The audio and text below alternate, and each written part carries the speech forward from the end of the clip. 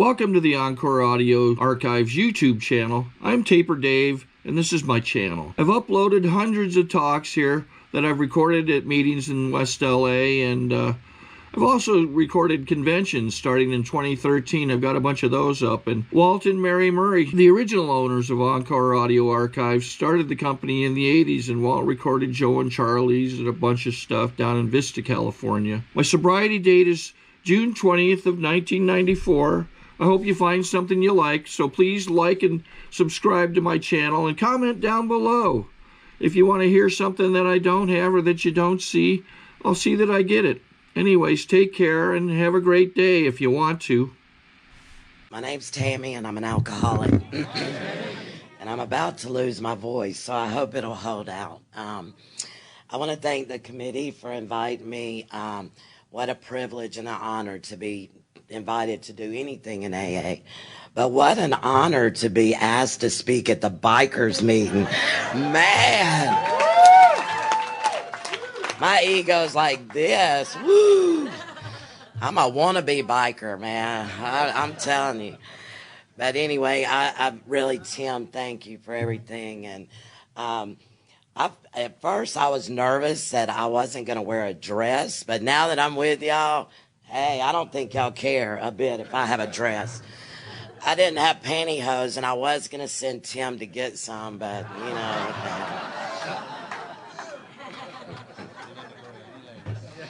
Yeah, that's right. Hey, I want to tell you guys that I get really nervous speaking, and it's like the least favorite thing for me to do in Alcoholics Anonymous. I just get sick to my stomach. She told me a minute ago, just calm down, you're going to be okay. I've had some experiences with speaking. The first time I ever spoke at an AA meeting, they took us out from an institution.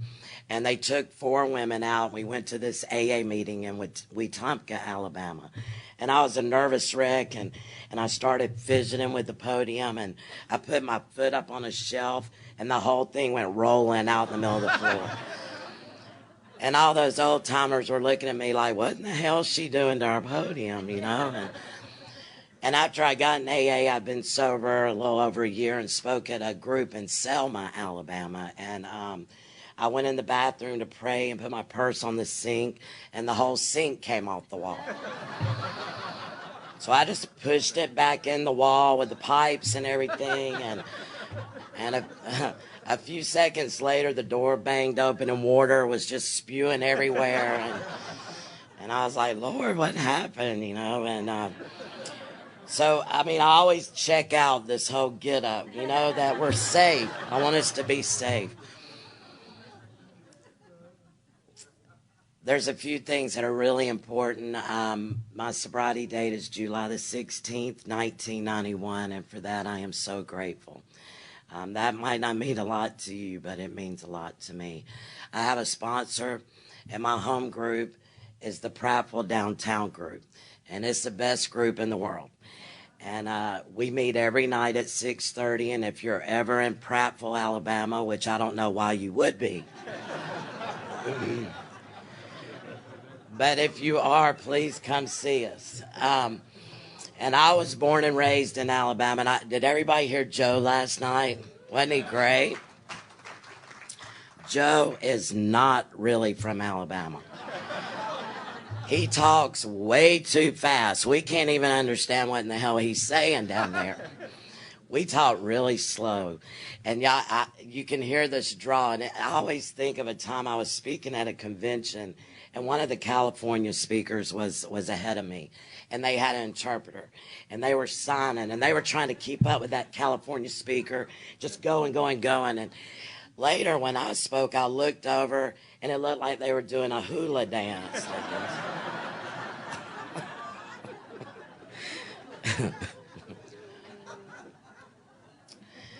So anyway, I'm here to tell you a little bit about me and what it was like for me and what happened and what it's like today being sober, and it's great.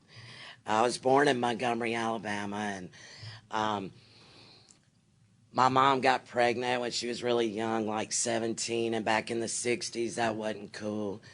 My dad rode a Harley, he had long hair, He shot pool for a living and sold a little drugs on the side. So that's the way it all started out. So I guess you could say right away I wasn't from the Leave It to Beaver family, okay? And I used to really want to figure out what happened to make me an alcoholic, you know, psychoanalyze it. And this old timer in our group, he used to always say, you know, it really don't matter how the jackass got in the ditch. Yeah. How you gonna get it out, you know? And I don't know. I don't know what happened. I'm sure my mama did drop me on my head when I was a baby. I have no doubt about that, you know. They were having a good time back in the 60s. So I don't know what happened. All I know is you got to get the jackass out of the ditch. Hey. So anyway, growing up, I'll tell you that I always felt different. And I hear a lot of AA speakers say that. I just didn't fit in. I never fit in with the cool kids. I didn't fit in with the jocks, you know. I didn't fit in with sports. I didn't fit in at church. I was raised Catholic. Any Catholics? It's busy.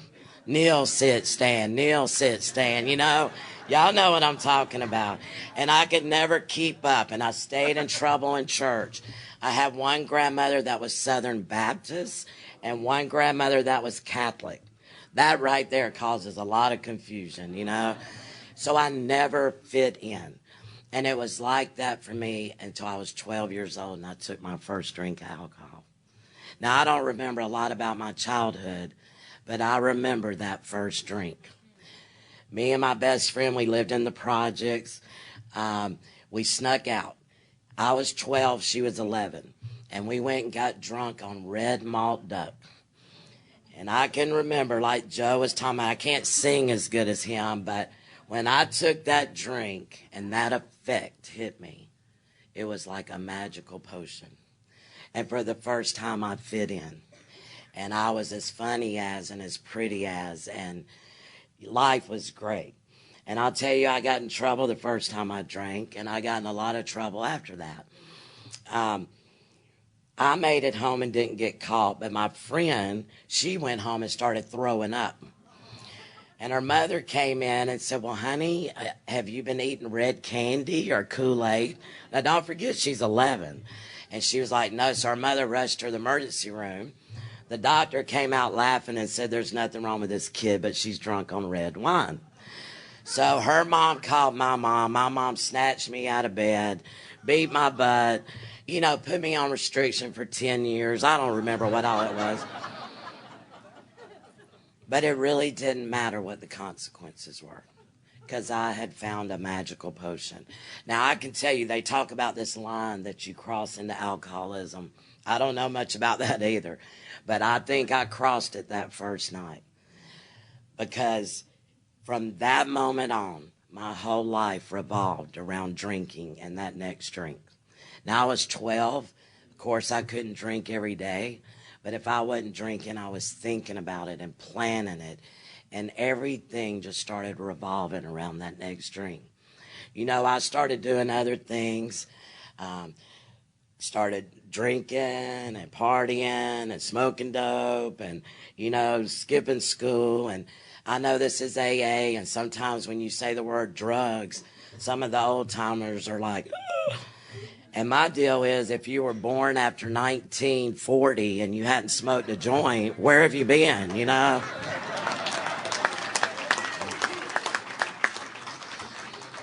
But of course, I respect the traditions. And, you know, this is my drug story, and I'm going to sum it up in one story. My Uncle Clarence was a wino, and he was a wino like we view winos. Trench coat, wine in a paper bag. Went under the bridge, lived under the bridge, got a check the first of the month. He'd come home. We'd rob him. He'd go back under the bridge. You know, that typical wino life, you know. And one night, Clarence, I've been out, and I came to that next morning. I looked at Clarence, and I said, Clarence, give me a drink of that wine. I'm about dead. And I took a big old drink of his wine, and it was hot, wild Irish rose. Yeah. And I spit it out, and I looked at Clarence with all the disgust you can imagine. I said, Clarence, you ain't nothing but a wino. And I'll never forget him looking back at me with all the disgust you can imagine and saying, well, at least I'm not a Enio. You'll do any damn thing. Now, Clarence summed me up that night. I was a Enio. I would, drink Crown Royal or Mad Dog 2020. If we were in a bar, you handed me pills, I'd just take them. It could be X-Lax or anything, I'd shoot it, smoke it, snort it. It didn't matter. Drink it. It didn't matter. And Clarence summed up my drug story, and that's it. I was an Enio. So that's the way it was rocking. When I was 14, I quit school. When I was 15, my knight in shining armor came in. And he robbed drugstores for a living. And man, life was great. It was great. And so we gallivanted around the Southeast, burglarizing drugstores, and man, life was wonderful. And the chances are when you're living like that, you're going to get caught, and we did. We got caught over in Mississippi, and he got a 40-year sentence there at Parchman. They sent me back to Alabama because I was 16. And, my mom came and got me out of juvie, and I can remember this. I just started going in and out of juvenile detention. And my mom would be driving home, and she'd look over at me and say, I don't know where I went wrong. And I'd be like, I don't know where you went wrong either, but you did somewhere, And the sad thing is that I didn't know any more than her that first drink, that when I drank, I just didn't act right, and that's the way it all started. So going in and out, I quit school in the 8th grade. Now my knight in shining armor's locked up, and I'm a daily drinker, a daily user on the streets. And I'll tell you that I did a lot of things I'm not proud of, a lot of things. And every day when these baby blues open, it was going to be, who am I going to con, rob, cheat, manipulate to get that next drink? And I did whatever it took. By the time I was 18, I had a felony and was in the big girl court. And I can remember standing in front of that judge, and he sentenced me to 10 years and suspended it and put me on 5 years probation. And he told me some things that were beyond my comprehension, like get a job, go to work, go to school, do something. And I left there that day, and I don't know about you guys, but I didn't do probation well, drinking and drugging. Never reported. But about this time, my keen alcoholic mind started trying to figure out what the problem was. And I did. Montgomery, Alabama was my problem. And, there's more police here than there are people. And they're always picking on me, So I had this vision, this keen alcoholic mind. I'm going to go to Texas. I'm going to start over, and it's going to be great. I could see a vision. Me with a cowboy on a ranch sipping good whiskey. Man, that vision was great. So I hitchhiked to Texas, which would be your first clue. It wasn't going to be that great, And I got to Dallas and had to go to work down on Harry Hines Boulevard. And if anybody knows Dallas, Texas, you know what I was doing down there. And, I took a drink in Dallas. And there I was. I got to AA, you guys said, everywhere you go, there you are. I was like, what in the hell does that mean, But today I know what it means, because I went to Dallas, I took a drink, and there I was, just roaring around Dallas. I stayed on the run for a couple years, and I don't know if any of you have ever lived on the run, but you get tired. You get real tired. And after a couple years, I came back to Alabama, and my mom paid for me to come back and got me an attorney, and I went in front of that judge, and he sentenced me to that 10 years he had suspended. And I can remember laying in that county jail, and I was scared. I'm headed to the penitentiary. I got a 10-year sentence. The only thing I know about prison is what I've seen in the movies. And they're going, when I get up there, they're going to slap me down and take all my stuff. I mean, all my stuff, you know. You know the movies we've seen. And I was scared to death. And I said that old jailhouse prayer that we could probably just say together. God, if you'll get me out of this one, I swear I'll never drink again. And you know the doors didn't bang open. And I said, see, there's no God. And if there is a God, I've been dealt a pretty bad hand here. So, you know, they sent me up to Tutwiler Prison's only women's prison in Alabama. And, you know, the big book talks about that pitiful and incomprehensible demoralization. And can we stand here and talk about it? I mean, talk about it for hours. You know, the living on the streets, panhandling, you know, waking up with people you don't know. This was one more of those experiences. Pitiful, incomprehensible. They took us to that prison, took you in the back gate, stripped you down, and sprayed you down like an animal. And for the next 2.5 years, that's just how I lived, like an animal. But here's the thing about alcoholism. After a few days, this keen alcoholic mind started kicking. I saw I might survive this deal and trying to figure out what the problem is. And I did. Drugs. Drugs are my problem. Look what they have done. Here I am in the penitentiary, 10 years. I'm through with them.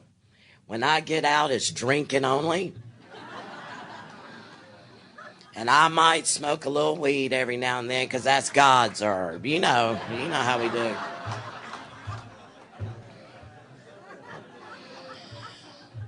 Stayed in the penitentiary 2.5 years, went to a few meetings while I was there because, and you hear people say, you know, they go to meetings in prison because there's coffee and donuts. It's true. That's why I went.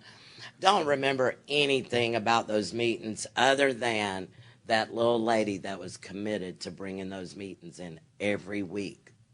She was about this tall, and her name is Miss Margaret Duncan, and she's went on to the big meeting, and she wore red lipstick. And she talked like this, hey, sugar. And then she'd kiss you on the lip, on the cheeks right here, and leave that red lipstick all over your face, which isn't good when you're in prison, you know? And I asked her one time, I said, did they pay you to come up to this place, this stinking dungeon? And I'll never forget that lady told me, no, honey, I come for free and for fun. Because every one of you women are doing my time for me. I should have been here many, many times. And I've always remembered that. And she was one of my heroes in this program. She got really sick right before she passed, and they had to put her in a nursing home. And she started a meeting in the nursing home. And the last time I saw her, I spoke at her little meeting, and there was wheelchairs in a circle, and I spoke at the meeting. And, man, she was one of my heroes. But anyway, so I went to these meetings, didn't hear anything, got out in 2.5 years on a early parole. Took that first drink. My mom picked me up, headed down 231 from the prison, stopped at the first convenience store because I was going to do the drinking only program, remember? Bought that first 6-pack, drank that beer. It was just like a Tasmanian devil. Back at NEO, doing everything until they locked me up again. Went back this time, and somewhere in this keen alcoholic mind, I decided that I was a physician, and I was writing scripts, and every one of those prescriptions was a new felony, and so I had a bunch of them. And I went back in front of this judge, and today I know this is God doing for me because it was probably 6 or 7 felonies. And so that judge sentenced me to 10 years, running consecutive with the 10 years I already had. And I went back to prison. And now I'm sitting back in the infirmary thinking, well, what went wrong with the drinking only program, you know? And this keen alcoholic mind started trying to figure it out, and I did. Hard liquor. I get crazy on tequila and hard liquor. When I get out, it's beer only. Because nobody gets drunk on beer, you know. And even Bill knew that. He put in the big book. He tried the beer only, I think. And so I said, it's beer only, and I'm through with all the other stuff. You know, it sounds so funny today, but I promise you, at that moment in time, I believed it with all my heart. I lived in that delusion, that illusion that somehow, someday, I was going to be able to drink like other people. And I believed it with all my heart. It's going to be different this time.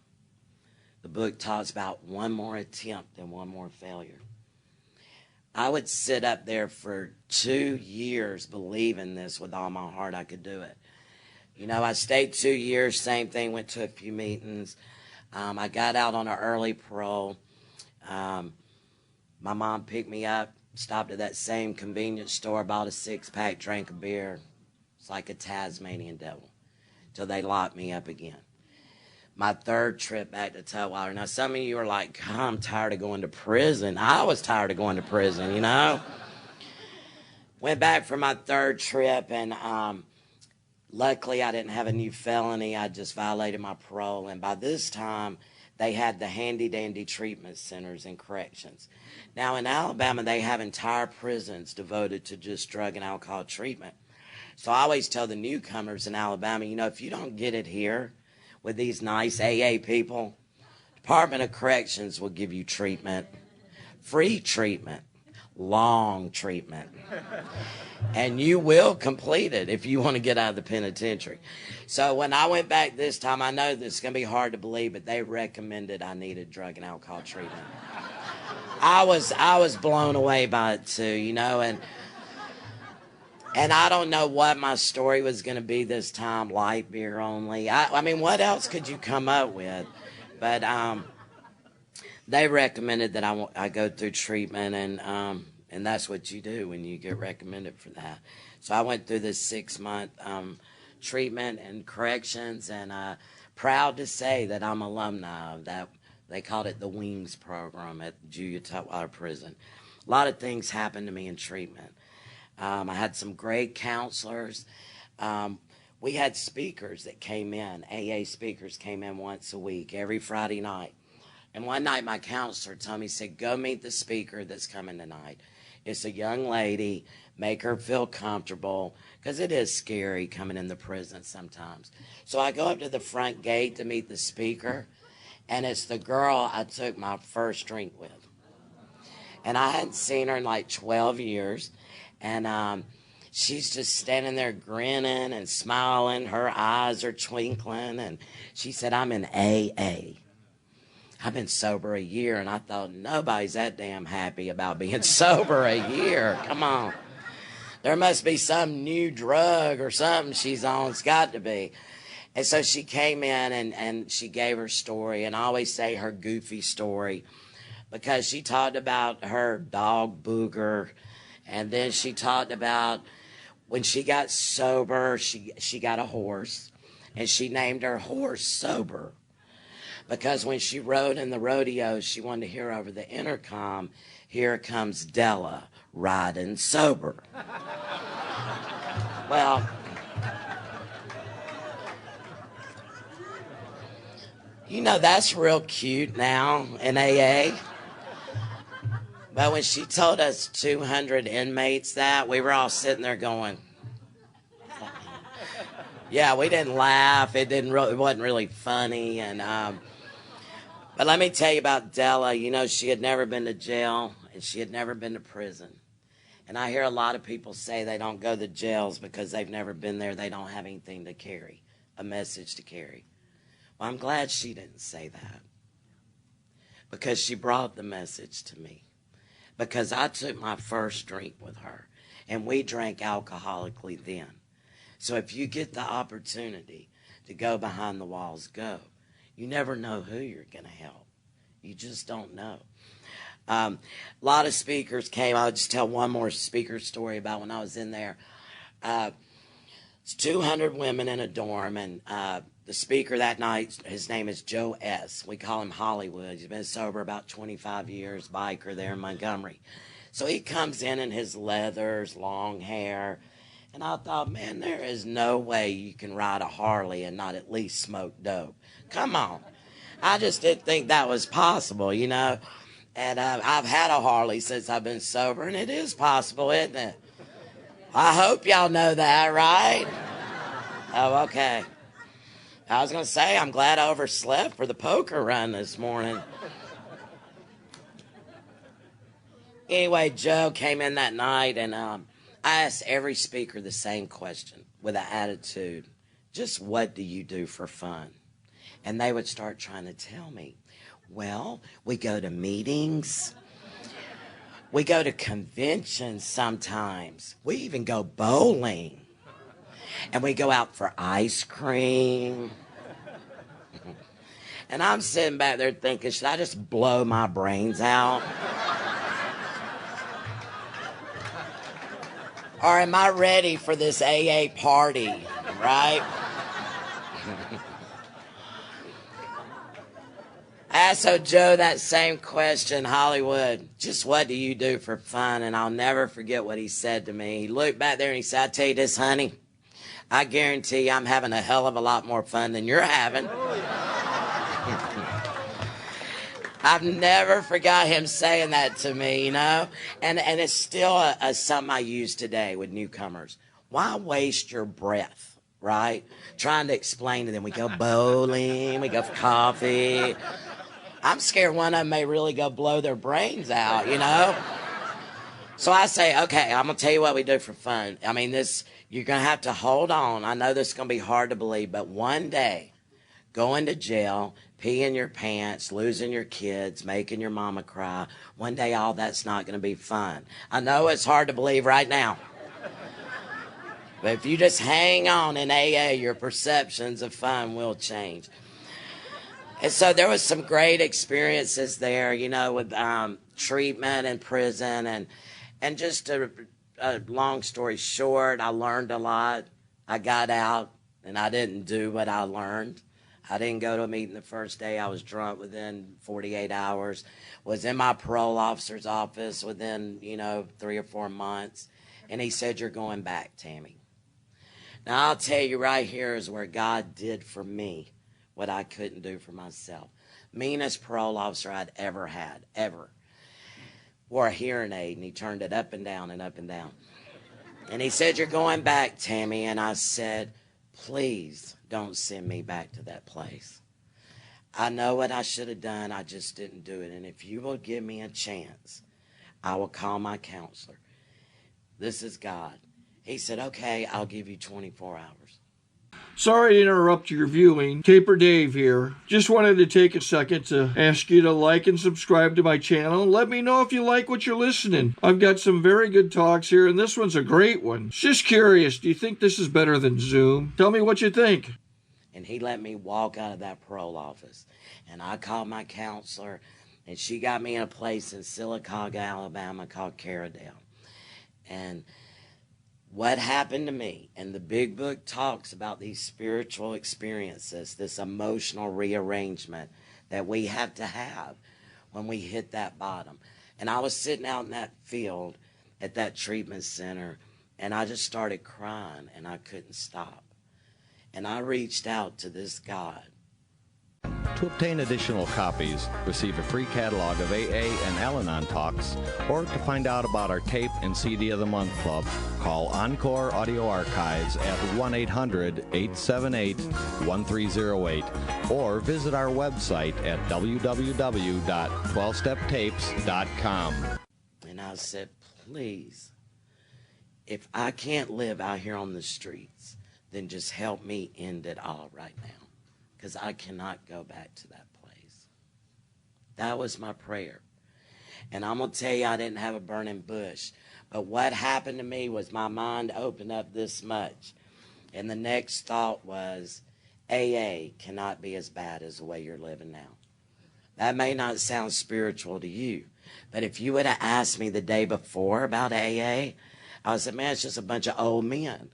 And they're too old to drink. When I get that old, I'll quit too. And anything anything negative that I could have said about AA, I would, and I'd never even been to AA. So yeah, was that a spiritual experience for me? It was. So what happened when I got out of that treatment center is I just did what I knew to do. I went to a meeting the first day. I started going to meetings every day. And I'll always be so grateful to you guys for loving me unconditionally. You know, I was borderline institutionalized when I got here. I was a legend in my own mind. You know, I thought I was really bad. I wore big old brogans and had a switchblade and dapped around that AA meeting, and I get mad at them old timers and be in the kitchen. I'll carve my initials in their bald head. Isn't that awful?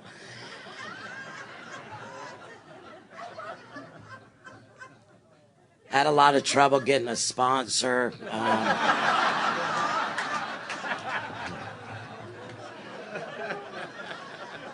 They weren't just like lined up, giving me numbers. Matter of fact, the only numbers I were getting was just like from some sick guys like these guys up here, you know. That was it. That was all the numbers I was getting. But I finally did get a sponsor to take me on. Thank goodness she had some problems other than alcoholism, and I was willing. And I'll always be so grateful to her. She taught me so much about the home group and service work. And to me, there's magic in that service. You know, once you put your hands on it and start doing something in AA, something happens. And for you guys, if there's any newcomers, I promise you it happened for me. If you're in treatment, if you get out and you go to that group and you plug in and you wash coffee cups or make coffee or put a chair up, something happened to me is what happened. So, you know, the first step, and I'd just like to tell you my journey a little bit through the steps. I had to drink every drop I had to drink. I mean, you just heard it, you know.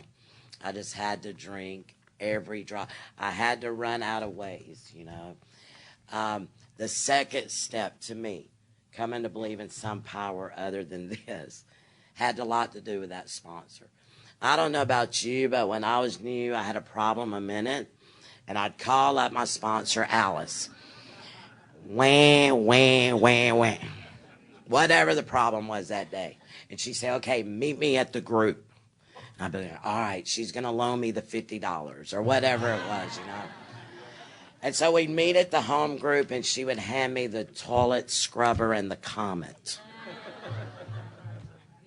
And I'd be back there scrubbing them old nasty AA toilets thinking, does she know who I am, you know?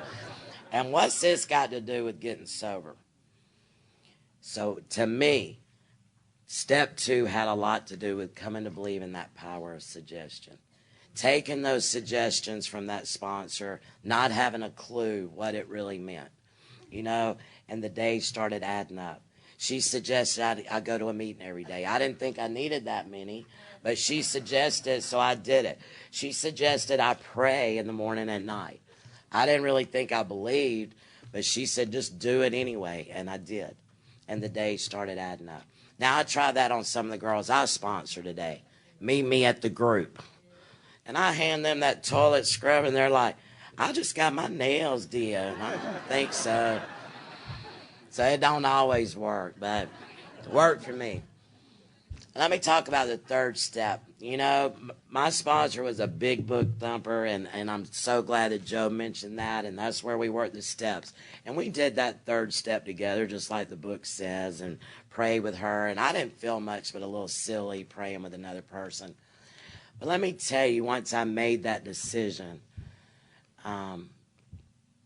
things started happening in my life. And I like to talk about this one story. Now, you know, I told you I quit school in the 8th grade. And I took my GED at the prison for points. And so one day I was watching my soap operas because I didn't work or anything when I got sober. And this commercial came on. And it said, adults, go back to school. And at the bottom it said, financial aid available. Now, look, I'm from the old school, so I thought, you know what? I'm going to go down there and try to con them out of some of that grant money. and then I'll pay it back later on my amends. You know what I mean? So I went down to the university there in Montgomery. Now, remember what I look like, Rogan, switchblade. I walk in there looking like an idiot. And I go up to this table and say, I want to see about getting some of that financial aid money.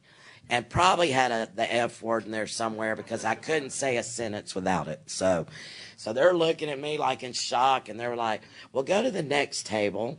And so they did this around 3 or 4 tables. And I'm at the last table, and I told that lady, look, I just want some of that financial aid money. And she said, well, why don't you go ahead and sign up for a class, and you can go to the financial aid office next week. So I'm looking at her, and she's looking at me. She said, what about history? I said, well, I guess history's all right. I mean, you know. So I get to my car, and I'm about to cry, and I'm thinking, man, I am starting college in the morning, and I don't even have a pencil, you know. And I'm taking history. I don't even know who in the hell discovered America, you know what I mean? But here's the thing. This is the funniest thing when I walked in my home group that night. And I said, guess what, guys? I'm starting college tomorrow. All of their eyes were like, you know, college is not ready for Tammy and her switchblades yet, you know. My sponsor wouldn't even let me go to area assembly because I started fights at every business meeting at our group, you know. I mean, like fights, all up in their face fights. So they're all in shock, but here's the thing they said, and I'm so grateful. They said, Tammy, if you keep your sobriety first, you can do anything.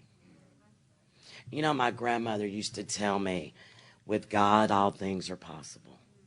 But I couldn't hear her. But I heard a bunch of drunks. And I took that first class and I made a C. And I thought, do you think this is really possible? You know, 8th grade dropout. And in 96, I graduated with a bachelor's degree.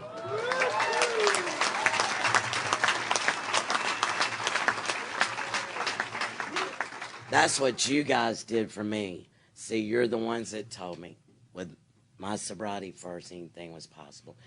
So I kept working the steps, and I'll tell you a little bit about the 4th and 5th. I don't know about you, but I put that off and put it off. And, oh, I'm going to have to go to a priest because I'm a gangster and all that. You know how we are. And all that energy into putting off doing my 4th and 5th step. And I finally did it and went to my sponsor and then did the 5th step with her. And she started telling me things, and I was like, you don't need to be telling people that, you know. So we clean up nicely, don't we? And so I took my 5th step, and, you know, she told me to do just what the big book says. You know, go somewhere and get quiet and review those first 5 proposals and to take that 6th and 7th step. But, man, I was just so glad to have done the 4th and 5th. I just didn't feel like doing all that, you know. So I never looked back. I left her house, never went and got quiet, didn't read the big book, didn't do anything. Well, my teachers have always said there's no standing still in this program. You're either moving forward or you're moving backwards. And I believe them today. Because the result of that was I wasn't changing. You know, the result of that was at almost 2 years sobriety, I was rolling around in the AA parking lot fighting one of the AA women. Now, that don't do much for your spiritual image in Alcoholics Anonymous. And it didn't do much for my 20-year parole program I was working either when she signed a warrant on me, you know. And I don't blame her for signing a warrant. And since then, I mean, we've made amends. We don't really hang out or anything, but... So there's no standing still, and that's the truth. You know, Joe talked about the horse thief and that whole story, and that's true. And you can write down in the 4th step what a piece of garbage you are. Then you can go and tell somebody what a piece of garbage you are or were, and where's the solution in that, you know? And so when I went back through the steps, because I was at that turning point where I was either going to drink or get back in the steps. And I went back through the steps with my sponsor, and I realized that this time that there is so much power in step 6 and 7. You know, that's where I could take all that garbage and say, okay, God, if you're so powerful, here it all is. And you do and build with me. And you take away the defects that stand in my way of usefulness and service to you. Because I wasn't useful. I wasn't of any purpose. The women were scared of me at the group. They didn't even talk to me. You know, I still looked like an idiot carrying that switchblade. And so I can't take away my defects. And that's where God started really chipping away. And, you know, my group, they always kid and say they could measure my serenity level by my knife size going down, you know. And today I don't even carry a knife. And it's funny even thinking back and to even think how I was back then, you know. And God has molded me. And you guys have helped me, you know, to be a better person and a lady today. Steps 8 and 9, I don't know about you, but my war cry was always, oh, I'm mostly just hurting me. Did y'all ever say that? I ain't got that many amends. What a delusion we live in. You know, when I went through the steps and I had to go back through my life and see that I was that tornado the big book talks about, how I could think I never hurt anybody but me. You know, my mom, she stood by me through all them years. And I can remember standing in front of that judge and being so full of anger and hate. And he would be sentencing me to 10 years in the penitentiary.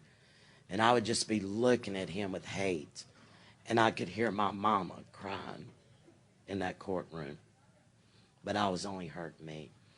My mom came to that prison and visited me every week. And she cried when she came.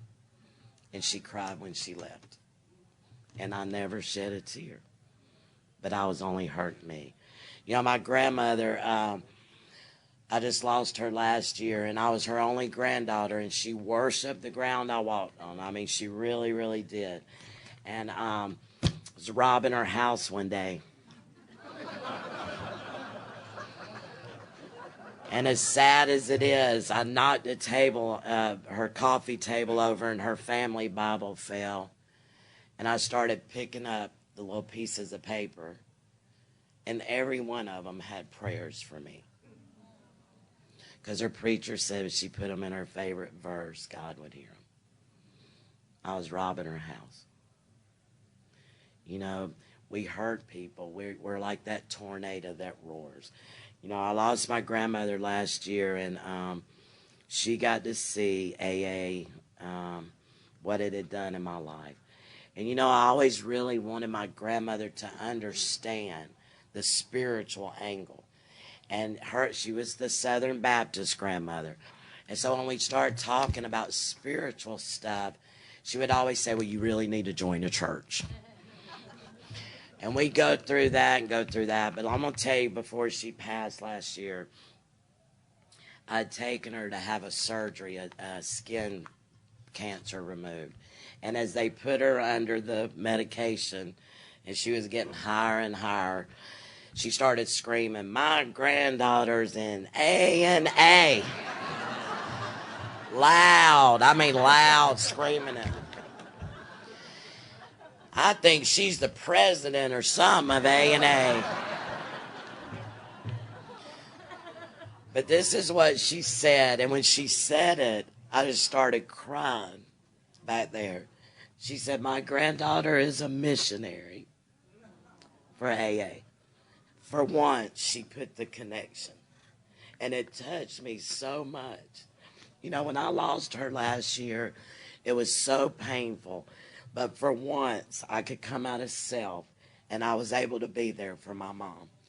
And, you know, I'm just so glad that my family has got to witness this. And I've made these amends to them. And I've got a second chance to be a good daughter, a good granddaughter. My mom, when I graduated in 96, you know, I always wanted to make her proud. But that's just something us alcoholics struggle with, isn't it? And when I walked on that graduation with that stupid cap and gown. I didn't do it for me. I did it for my mom. And I know that she was the proudest mother in there, you know. That's what you guys have gave my family. You know, I've had a chance to have a relationship. My dad's back in my life. He's not sober, but he's got a good wife that's keeping him straight, you know, and we have relationships. You guys told me things like, you know, make amends to society by getting a pardon. You know, I just do what you tell me. And so I applied for a pardon, and when I applied in Alabama, they said I needed one in Georgia, too. So I took a drink. I moved around a lot. And so today I have a pardon in both states, a full pardon in both of those states. You know, you guys taught me everything that I know about AA and about living and about air. I can promise you this. I was socially retarded when I got here. And I still am not the best. I mean, you know, I can remember when I first got out of prison, and when you'd go to eat, out to eat, I was used to eating, we had 4 to 5 minutes, and I would just like this. And some of the ladies would say, Tammy, nobody's going to take your food. You know, you taught me how to dress. And I still am not best. I had to ask Karen, Bill's wife, today, you know, how to dress. I didn't think Tim, I should be asking him all that. Lord, he would have had me up here in a Harley, a do-rag, ain't no telling. But you guys have taught me everything I know about living today. You know, after I was sober about a year, you said, Tammy, get a job. You know, maybe I was sober just a few months. You're an AA bum. And I was like, well, I'm going to school. Isn't that enough? And you said, no, get a job. So I said, well, I'm going to show them AA people. Nobody will hire me. So I'd go out to banks, corporate offices, the revenue, state of Alabama Revenue Department, and say, have you ever been convicted of a felony? Oh, yes, additional pages attached. Because I was going to show you AA people that I couldn't get a job. I'd never worked in my life, you know. And the state of Alabama Revenue Department hired me.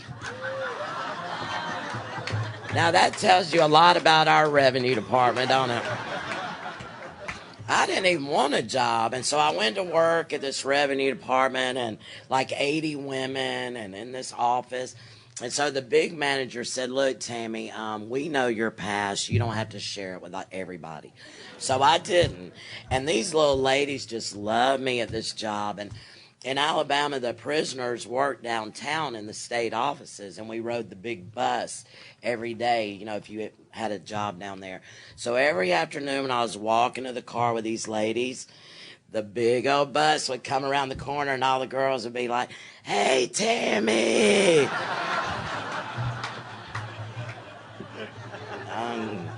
I just keep walking. They never asked. I never said, you know, so, hey. And so that was my first job, and I went to work with the state, and it's funny because it's really unbelievable, but I've been with the state of Alabama, not at the same job, but with the state for 16 years, and that is amazing. That is amazing.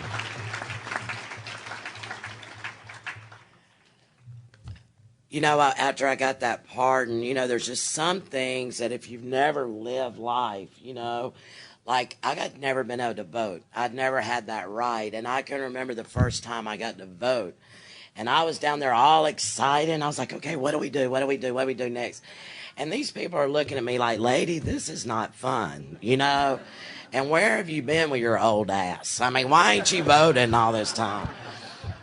But it was such an honor to be able to vote, you know, and I was so excited. And, you know, I continue to work these steps, and steps 10, 11, you know, I think all of us alcoholics can say the biggest blessing today is that we have a God of our own understanding. And that big void that only drugs and alcohol could touch has been filled. And, you know, I know, and you guys know, that is the biggest blessing, that I have God in my life. I never thought that would be possible. And I have a relationship with God. You know, to me, that's just so amazing. I continue to work the steps, the 12th step. Just to tell you a few stories, after I got sober, I was able to take a meeting back up to that prison, and I was able to walk in there and tell those women, you don't have to live like this anymore. You know, what a blessing to be able to go back in that same prison and carry a meeting. You know, Johnny Harris used to tell a story, and he's just one of my heroes, and I used to listen to his CD when I was first sobering up. And he talked about the man that brought the meeting into him when he was in prison and how committed he was. And he was going to be there every week no matter what. He said there was a blizzard one week, and they said, Johnny, the roads are closed. The AA man's not coming. And Johnny said, yeah, he'll be here. He believed in that man that much, his commitment. A few minutes later, said he heard the bell, and there was like a horse and a sleigh coming in, and the AA guy brought the meeting to the prison. One night, there was a tornado there in Wetumpka when I was carrying the meeting in there, and the guard had told my inmate chairperson, Tammy's not going to be here. There's a tornado that's going to hit like 5 miles. And that inmate said, yeah, Tammy will be here. And she believed in my commitment to Alcoholics Anonymous that much.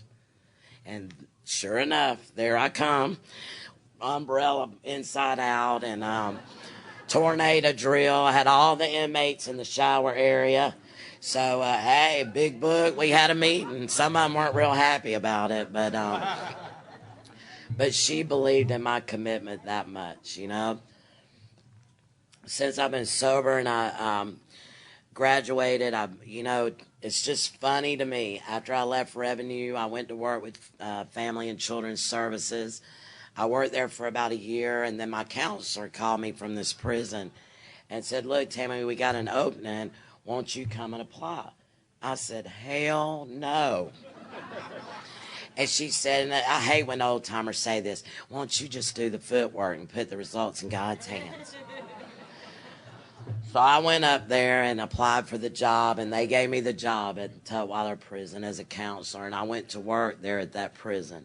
And I said, you know, God's got a sense of humor. I'm going to do a life sentence before it's over, you know? And I worked there for about 4 or 5 years, and treatment just wasn't my thing. You know, my hat's off to people that it is, because we need counselors. It wasn't my thing. And so I just started praying, you know, God, this job is really affecting my sobriety. My whole life felt like one big glob of recovery. And so God this job I have now just fell in my lap, and I'm back with Family and Children's Services, and I'm a trainer. And I train social workers about substance abuse and the family dynamics. And what a blessing, you know. Sometimes I just get overwhelmed of how do you get from there to here? How do you get? I had to go outside last week at work and cry because for some reason, every now and then you have these God moments where you just get overwhelmed. Because right now, they pulled me over, and I am a computer trainer. I don't even know shit about computers. And I'm a computer trainer. And I just got so overwhelmed with how do you get from there to here? You know, it's overwhelming. I continue to work with these women, and I usually get the good ones, boy. I get the good ones. I'll tell you one story. You know, I don't have kids. And, you know, my mom used to always tell me, when you grow up and have kids, they're going to put you through everything that you put me through. Y'all heard that? I don't have kids, but sponsorship, okay? How about I'm sitting out with one of the girls I sponsor, and she's right out of prison, and now you don't know if they carry knives or guns or what. And we're sitting outside the group, and she said, if she looks at me one more time, I'm going to slit her throat. I was like, oh, my God, let's pray. Let's pray. Don't cut her. Don't cut her, you know. Love AA, man. I love it. Hey, look, let me tell you about the 12th step, though. My grandmother, and, you know, I told you she's Southern Baptist, and her and God are just like this. And she told me when you die or you pass or whatever you want to call it, there's going to be one question that you're asked by your Maker. One question. And that question's going to be, how well have you served me? And if that's the question, and if I stay in the middle of Alcoholics Anonymous, me and God are going to be like this. Because you guys gave me an opportunity to serve, to have a purpose. And for that, I thank you so much. Hey, I'm going to end with this, because I don't know about y'all, but I'm about to. It may be a hot flash, or it's just really hot in here. It could be either one of those right now. But I'm going to close with this prayer that's real special to me. And one of my teachers used to say it all the time in AA. And it's, God, I know I'm not what I should be. And God, I know I'm not what I could be. But thank you, God, I'm not what I used to be. Thank y'all so much for having me. Thank you.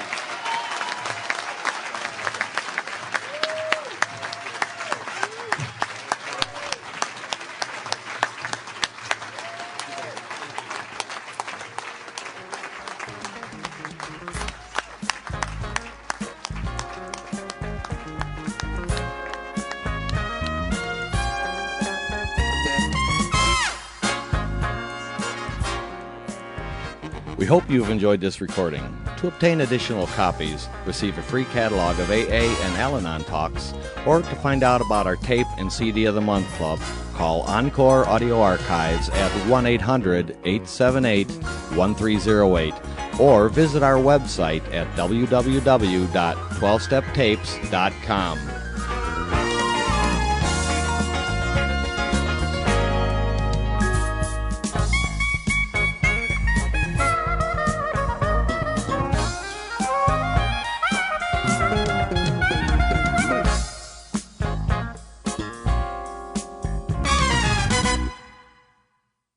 I think we got a great talk going on here. Thanks for watching the channel. Taper Dave here. Just curious, do you think this is better than Zoom? Okay, this is how I prepare my drone for launching. I like to do it inside the cab of my truck so I'm not standing outside in the weather. To install the joysticks for control, up and down, right and left, powered on. I have an Android phone that I use to connect it to the drone with, and it's actually controlled through the iPhone, through an app. Oops, wrong way. It's actually controlled through the iPhone, or through this Android phone, through the app. It's actually controlled through the Android phone, through an app, and you connect it through this short connection right here.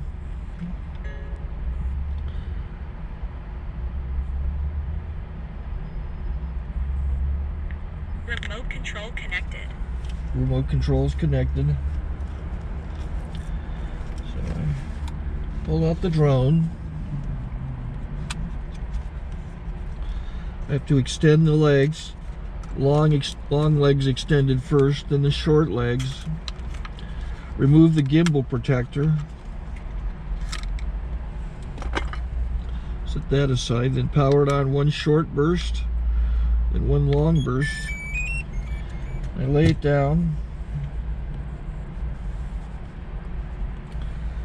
So I have to go to calibrate. So the drone's not connected yet. It shows you here as this drone gets disconnected, even though the remote's powered on. So the drone has to establish it's connected. So I go into the app to calibration mode. First I'll calibrate the remote controller. Start calibration. Out, in, oop, out, in, up, down. And then this little wheel is to control the gimbal. So it's calibrated. Go to gimbal calibration, start calibration, and then it calibrates the gimbal. I don't know if that shows up. The gimbal's moving all over the place. Changes, you can see it on the video. And I'm calibrated to take off. It's acquired 7 satellites at the moment. There are 26 satellites up in the sky, which it has to acquire before you can take off. So it's connected. It's got enough satellites. This is white. I can go to press this little arrow button, swipe right to take off, and it would start the motors if I slid this to the right. But I'll wait till I get outside. Don't want to do it inside.